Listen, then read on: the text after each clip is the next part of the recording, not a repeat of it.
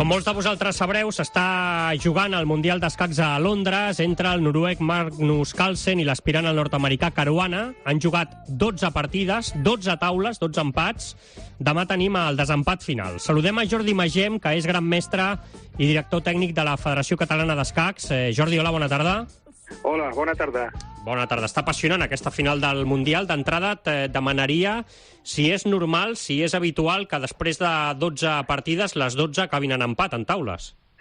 Doncs mira, la veritat és que no. De fet, crec que han fet el rècord de partides seguides fent taules amb un Mundial i és una mica decepcionant, la veritat, perquè un espera que hi hagi sang, que hi hagin partides decisives i partides guanyades i perdudes i 12 taules és una mica decepcionant. Això no vol dir que no siguin partides lluitades, s'han lluitat molt, però sí, quan hi ha victòries i derrotes sembla que s'està visquent més, no? que hi ha més lluita. Escolta, es pot dir que algun dels dos en aquestes 12 partides ha estat una mica millor, una mica més brillant que l'altre o no? Es pot dir que els dos han perdut bones oportunitats, perquè tot i que han fet 12 taules hi ha hagut algunes partides que han tingut avantatge. Per exemple, la més clara, el Carlsen, la primera partida en condicions normals l'hauria d'haver guanyat, no s'entén perquè no la va guanyar. I també va haver una altra partida del Caruana en blanques que en condicions normals l'hauria d'haver guanyat. També vull afegir que, tot i que són partides de bona qualitat, normalment, una petita crítica, i és que de les 12 partides sí que les han lluitat totes, però es podria dir, per almenys una mica pels entesos, que de les 12, unes 6 o 7 han tingut bastant interès.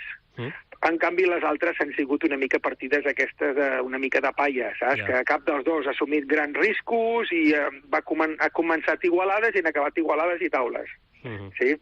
Que ja els anava bé una mica acabar en empat, com el Barça i l'Atlètic de Madrid l'altre dia al Metropolitano. Exacte.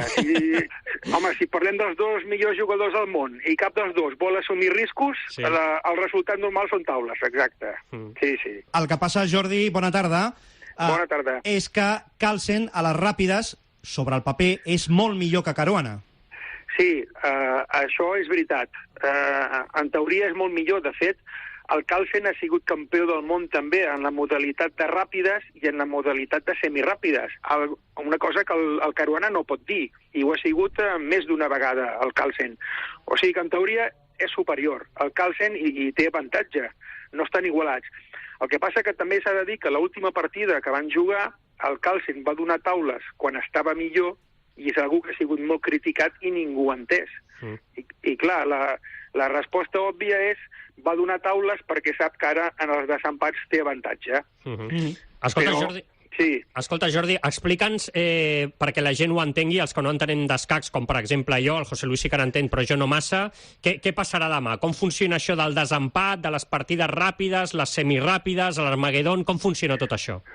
Bueno, és molt fàcil d'explicar. Mira, les partides normals, ritme clàssic, que s'anomena, són les que han jugat fins ara, i són partides que duren més o menys unes 4 hores, potser algunes 5 hores. Les partides que jugaran demà jugaran 4 primeres partides que duraran com a molt 1 hora, cada una d'elles. Sí? Llavors, si acabades les 4 partides no hi ha un guanyador, faran una nova tanda de partides que com a molt llavors ja es redueix el temps i com a molt duraran crec que 15 minuts, perquè són partides en poc temps però amb increment. Un increment d'igual 2 o 3 segons per jugada. Això fa que es puguin continuar jugant.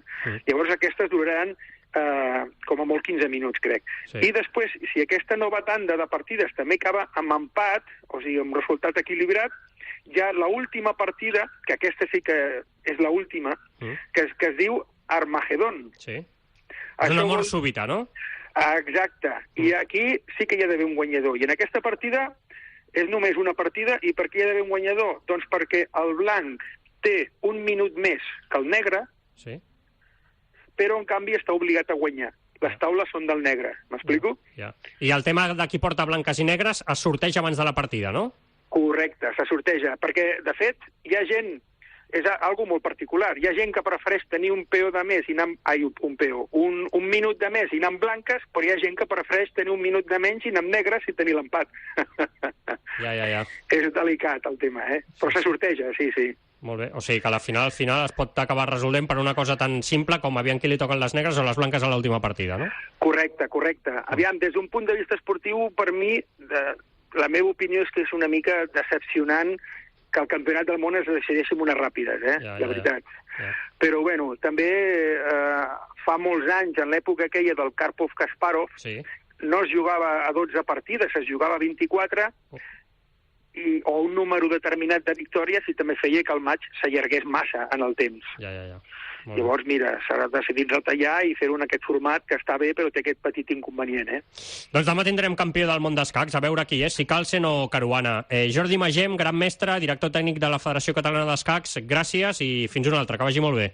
Vale, gràcies a vosaltres. Adéu.